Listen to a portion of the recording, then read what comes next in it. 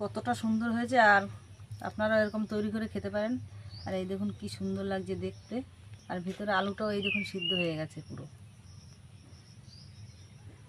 নমস্কার বন্ধুরা, আমি সুজাতা, আমার রান্নাঘরে সবাইকে স্বাগত। তো আমি আজকে একটা নতুন ভিডিও করব। আলুর পাকোড়া বানাবো আমি। এই দেখুন আলু নিয়ে নিয়েছি, বেসন নিয়ে নিয়েছি, আলু এখন আমি কেটে নিচ্ছি। আলু কেটে নিচ্ছি,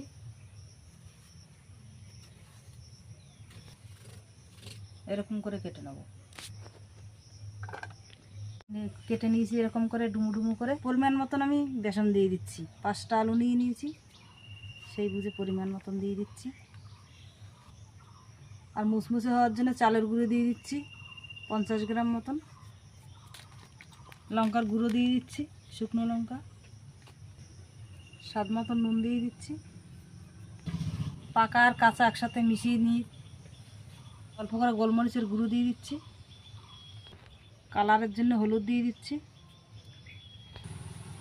রসুন থেতো করে নিয়েছি, এখন একসাথে মাখিয়ে নেব। এর মধ্যে জল ব্যবহার করব না একটুও। ধনে জিরে ভেজে গুঁড়ো করা আছে। মাখানো রেডি। এই দেখুন গরম করে নিয়েছি, তেল দিয়ে দিচ্ছি। তেল হালকা গরম করে নিয়েছি।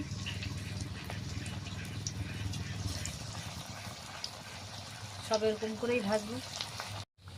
এই দেখুন কী রকম হয়েছে, উল্টেই দিচ্ছি এখন। দেখুন কি সুন্দর হয়েছে।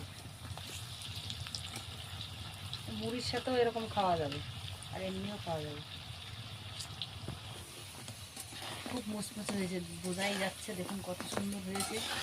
তো এখন হয়ে গেছে লাল লাল করে ভাজা, আমি এখন তুলে নিচ্ছি।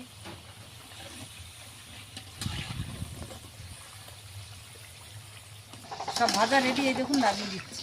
পকোড়া রেডি। আর এই দেখুন কত সুন্দর মুচমুচে হয়েছে, খুব সুন্দর হয়েছে। এই দেখুন এরকম আপনারাও তৈরি করে খাবেন বাড়িতে, অল্প সময়ের মধ্যে হয়ে যায়। দেখুন সন্ধ্যাবেলা মুড়ি দিয়েও খাওয়া যাবে, এমনি খাওয়া যাবে, ভাতের সাথেও খাওয়া যাবে। গরম গরম ভাতে ভালো লাগবে।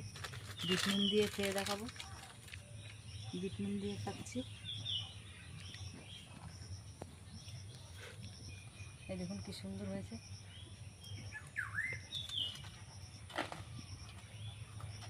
কতটা মুচমুচ হয়েছে বোঝাই তো যাচ্ছে। দেখুন খুব সুন্দর হয়েছে, আর খেতে খুব ভালো লাগছে। কতটা সুন্দর হয়েছে, আর আপনারা এরকম তৈরি করে খেতে পারেন। আর এই দেখুন কি সুন্দর লাগছে দেখতে, আর ভিতরে আলুটাও এই দেখুন সিদ্ধ হয়ে গেছে পুরো। এই দেখুন একদম সিদ্ধ হয়ে গেছে, ভিতরের আলুটাও সিদ্ধ হয়ে গেছে, আর খুব সুন্দর লাগছে খেতে। ভিডিওটা দেখে যদি ভালো লাগে, লাইক কমেন্ট শেয়ার সাবস্ক্রাইব অবশ্যই করে দিন।